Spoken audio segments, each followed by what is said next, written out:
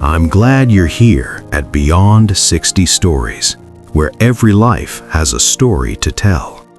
Most people think regret arrives suddenly. It doesn't. It arrives quietly, years later, sitting across from you at a familiar table, in a house you've lived in for decades. I'm in my early 70s now, and for most of my life, I believed I understood what a good marriage looked like. Staying loyal, staying responsible, doing what needed to be done. For 41 years, my wife and I built a life that looked steady from the outside. We endured, we managed, we stayed. What I didn't realize then is that you can share a lifetime with someone and still miss them completely. You can wake up next to the same person for decades and slowly drift apart without noticing when it began. Her illness came fast, faster than either of us could prepare for. In the final weeks, when words are chosen carefully and silence grows heavy, she said something that stopped time for me. We wasted so much time being right instead of being close. She didn't accuse, she didn't explain. She simply spoke the truth and let it settle. That single sentence forced me to look back at 41 years with new eyes, and it made me ask a question I wish I had asked much earlier. Are you truly close to the person beside you, or are you just sharing space, assuming there will always be more time?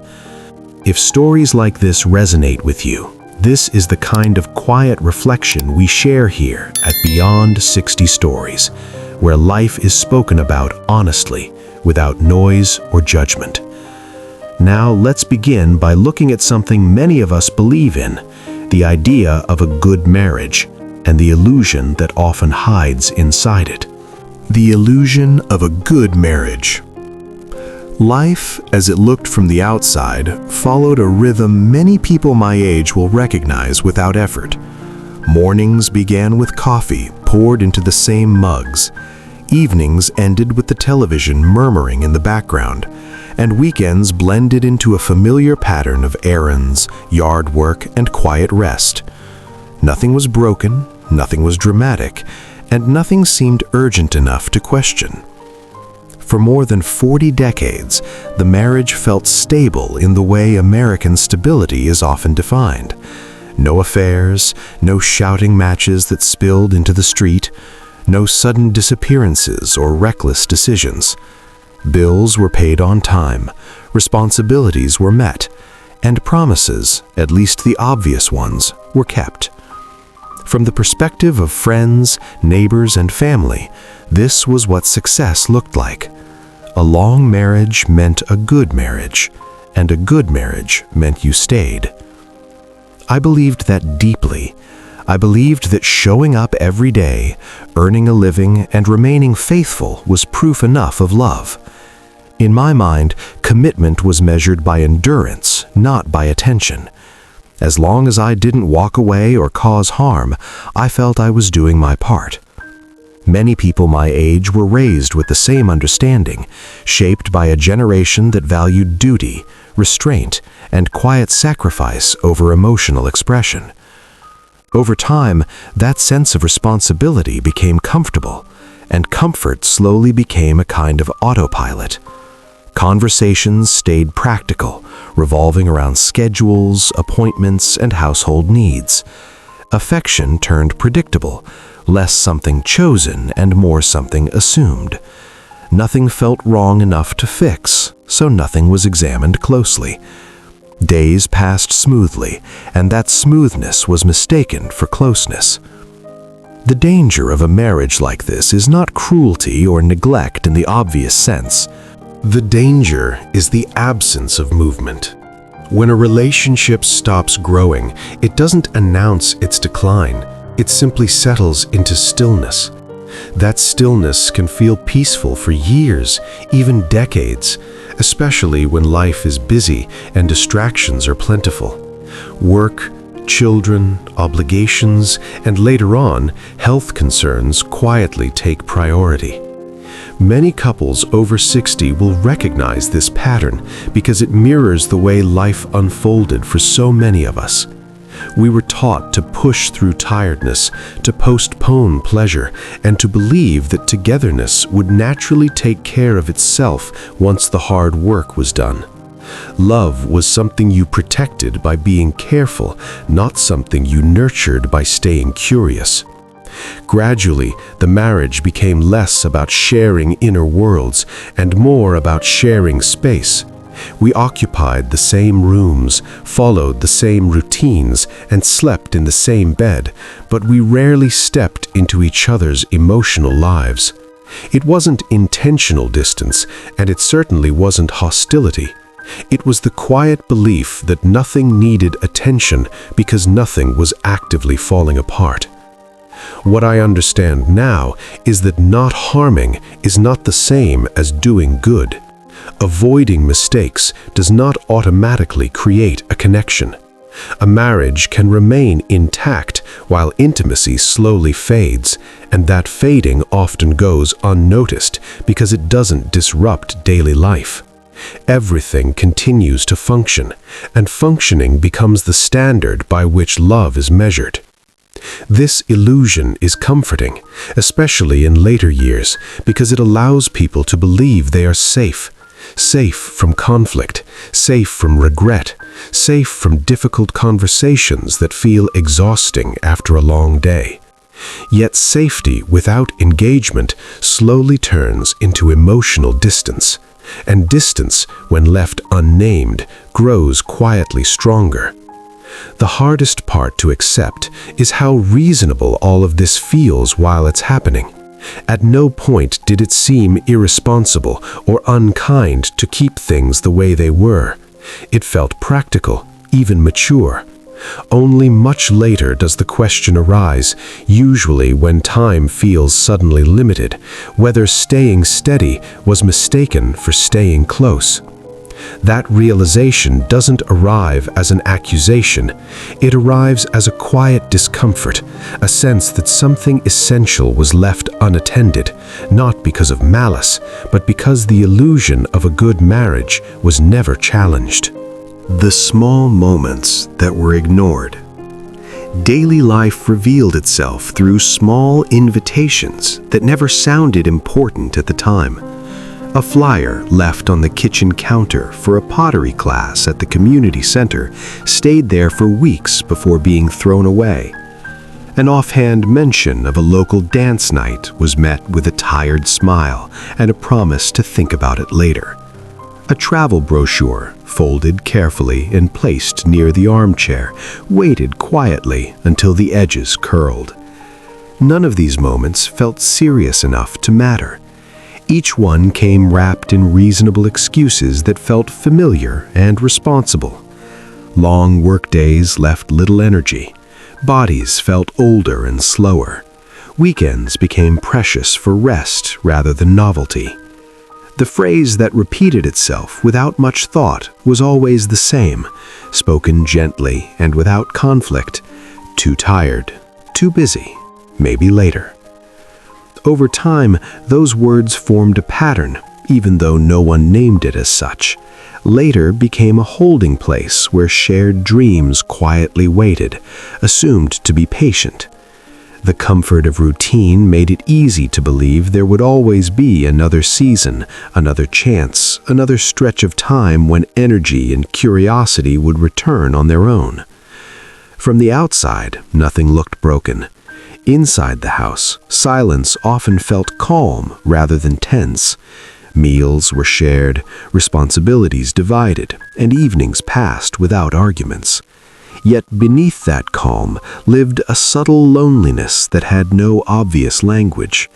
It didn't sound like anger or disappointment, it sounded like acceptance, which made it harder to notice. One evening, after another small invitation had been declined, she said something that cut through the quiet without raising her voice. The words weren't sharp or dramatic, and they weren't spoken in anger. They carried a tired honesty that felt heavier than any accusation could have. She said she didn't need the activity itself as much as she needed to feel wanted in it. She wanted shared enthusiasm, not permission or obligation. That moment revealed something uncomfortable.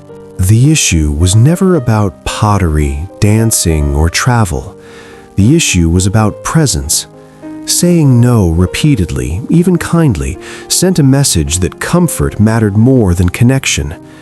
The intention was never to hurt, yet the effect accumulated slowly, shaping how love was experienced on the receiving end. Many people over 60 will recognize this dynamic because it grows out of habits that once served a purpose. Earlier in life, postponing pleasure often felt necessary to survive and provide. Over time, those habits stayed in place even when circumstances changed. The body aged, responsibilities shifted, but the instinct to delay joy remained unquestioned. Small moments matter because they are where emotional closeness lives. Grand gestures are rare and memorable, but everyday choices reveal priorities. Declining again and again doesn't register as cruelty, yet it communicates a lack of engagement. Love becomes passive rather than participatory, something maintained rather than actively chosen. Reflection brings a difficult truth into focus. None of those ignored moments felt important on their own, yet together they formed a pattern of emotional distance that grew quietly stronger. The marriage didn't suffer from a single dramatic failure. It suffered from a series of gentle absences that never seemed urgent enough to address. If any part of this feels familiar, it may help to pause and reflect on the moments you've postponed or dismissed without much thought. You're welcome to share in the comments whether a small invitation once meant more than you realized, because these shared reflections often help others recognize patterns they hadn't named yet. What makes this realization painful is not the missed activities themselves, but the understanding that closeness requires intention. Waiting for the right time often means waiting until time has already passed. The cost of delay only becomes visible when opportunities quietly disappear. What I didn't understand then was that these small moments weren't just being ignored. They were quietly being recorded, held somewhere I couldn't see. And when life finally slowed us down enough to pay attention, the truth didn't come from another invitation. It came from something far more final. Number 3. The awakening that came too late. The shift didn't feel dramatic at first.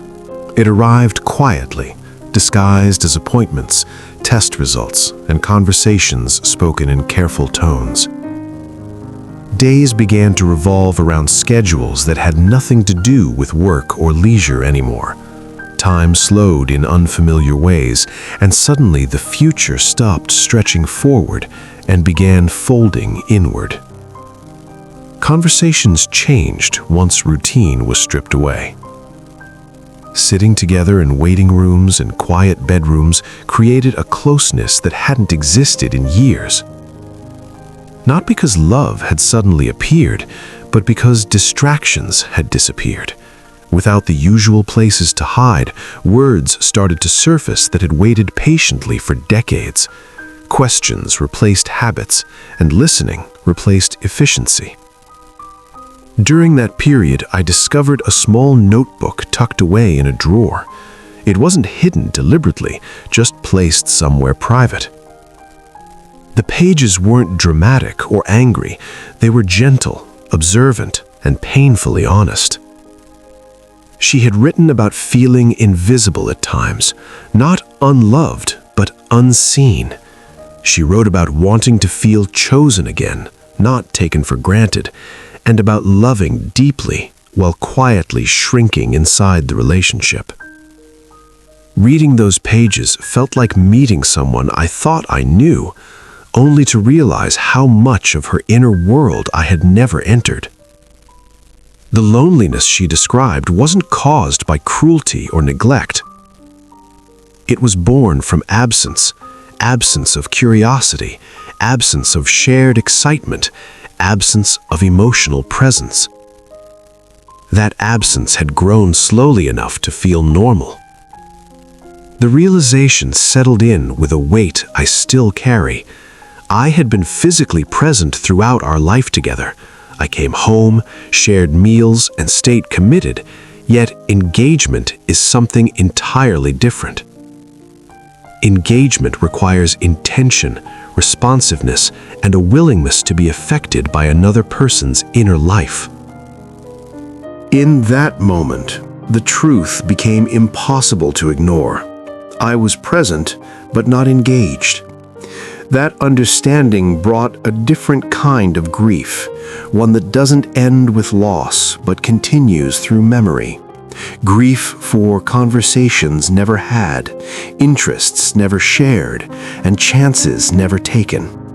It wasn't regret over dramatic mistakes, but over ordinary days that passed without curiosity. The pain came from realizing that love had been steady, but attention had been conditional. What made this awakening especially difficult was knowing how preventable it had been. Nothing extraordinary was required to change the course of those years. No grand sacrifices, no reinvention of identity, no dramatic gestures, just presence, just choosing participation over comfort, even when tired or uncertain. That simplicity made the loss feel heavier. For many people over 60, this realization resonates because it reflects a common pattern. Life teaches endurance early, but rarely teaches engagement. Responsibility is rewarded, while emotional availability is often postponed. By the time awareness arrives, it frequently does so alongside limitation, illness, or finality. The lesson hidden within this awakening is not meant to produce guilt or self-blame. It is meant to illuminate the quiet power of choice that exists long before urgency appears. Awareness, even when it arrives late, carries value because it changes how the remaining time is lived. It reshapes how attention is given, how conversations unfold, and how presence is practiced. Looking back, the pain does not come from loving imperfectly. It comes from assuming love could survive without nourishment. What remains now is the understanding that closeness is not preserved by staying, but by participating. And while some awakenings arrive too late to change the past, they still hold the power to change everything that follows. Before we part, there's one truth I want to leave resting with you. Relationships rarely break because of betrayal or loud arguments. More often, they fade through thousands of small moments where no one meant harm, but presence was postponed. Love doesn't disappear all at once. It thins quietly, when listening becomes routine, when curiosity is replaced by comfort, when we assume closeness will take care of itself. I've had to ask myself questions I avoided for years. When was the last time I truly listened, not to reply, but to understand? When was the last time I chose connection instead of habit? Loving someone out of routine feels safe, but it slowly forgets the person standing in front of you. If this story stirred something in you, sit with it for a moment. You don't need to fix everything today. Sometimes the smallest action, a question asked, a hand held longer, a shared moment chosen on purpose, is where closeness begins again. If you find value in these quiet reflections, you can gently support this space by liking the video and staying connected with us at Beyond 60 Stories. These conversations continue here, one story at a time. You still have time, but only if you choose to use it.